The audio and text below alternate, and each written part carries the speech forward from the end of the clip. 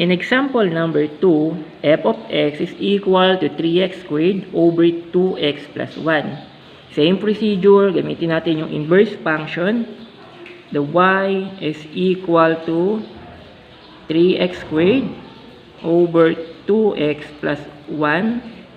Then, magiging y is multiplied by the 2x plus 1 equal to 3x squared.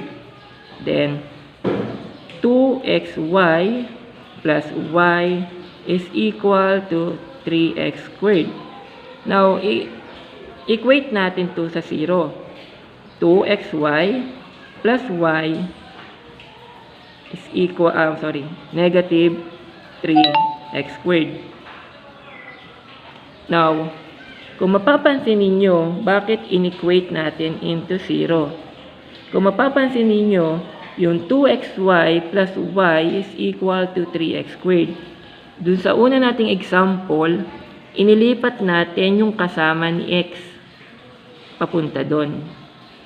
Dahil iisa yung ating x, ibig sabihin nasa first degree tayo. In this case, ang ating x ay merong quadratic term. Ibig sabihin, once na inilipat natin to sa kabila, dalawa yung magiging x natin. Mahirapan tayong hanapin what is the possible equivalent of x. Kaya, i-equate natin into 0.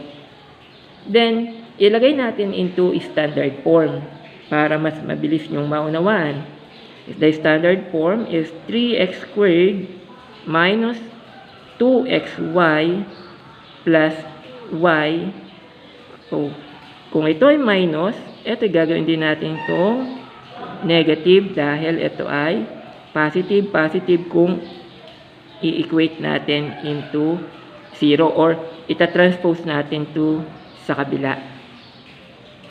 Now, ang tanong, ito po bang 2xy plus y minus 3x squared is equal to 0? Ay siya din yung 3x squared minus 2xy minus y equal to 0. Oo, magkatulad lang sila. Then, paano natin kukunin ang equivalent of x? Tandaan muna natin the standard form of a quadratic equation. We have the ax squared plus bx plus c equal to 0. In this case, hahanapin natin what is the equivalent of a, b, c in terms of y. Okay, now, in this equations, the a is equal to 3. The b, pag sabi natin b, that is the coefficient of the linear term.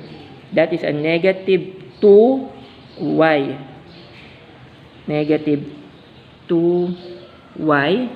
And for the constant terms, that is equal to y. Now, i-apply natin yung discriminant. Ang discriminant natin ay we have b squared minus 4ac. Saan ba ginagamit itong discriminant? Ginagamit natin ito dati to determine the nature of the roots of a quadratic equation. Yung b squared minus 4ac ay, kung matatandaan nyo, na dun din siya sa quadratic formula natin. b squared minus 4ac. If the value of the b squared minus 4ac is greater than to 0, meaning the roots are real numbers, and yung equal, the roots is also are real numbers. Now, dito gagamitin natin ang greater than at equal dahil alam natin that the roots of this quadratic equations is a real numbers. Now, let us substitute the different values. Yung b natin is a negative 2y, square lang po natin, minus 4 times natin sa a, ang a natin is 3, ang c natin is negative y is greater than and equal to 0. We have the square is a positive 4y squared minus, since this is a negative times negative, siya po ay positive. 4 times 3, that is 12y greater than or equal to 0. Now, after finding these inequalities, let us apply the principle on how to solve inequalities. Paano mag-solve ng inequalities? Let us find the possible value or the zeros of this equation. This inequality.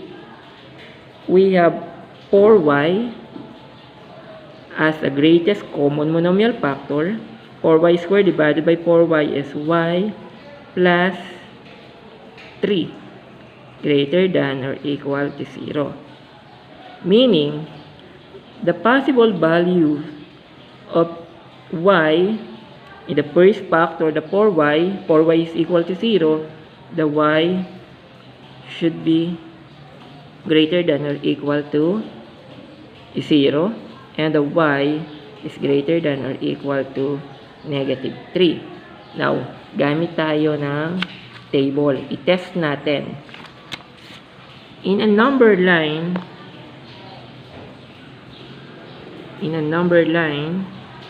we have negative 3 and 0 as this is the value of zeros nung ating 4y squared plus 12y. Ito yun. Now, from this number line, let us identify the intervals. From negative 3 to the left, that is the y is less than or equal to negative 3. From negative 3 to 0, our intervals is the y is greater than or equal to negative 3 but less than or equal to positive 0. Ulitin ko. Y is greater than or equal to negative 3 but less than or equal to 0.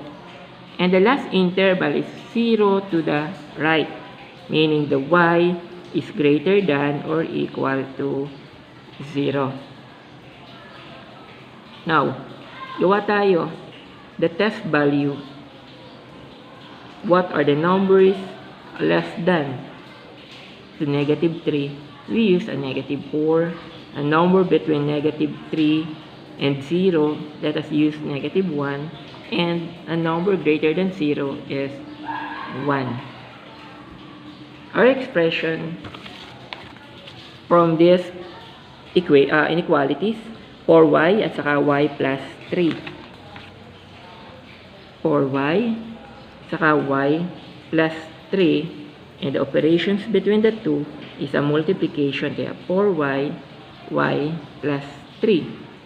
Let us substitute a negative 4 in the first interval. Negative 4 times 4, that should be a negative 4. Negative 4 plus positive 3 is a negative. A negative times a negative is positive.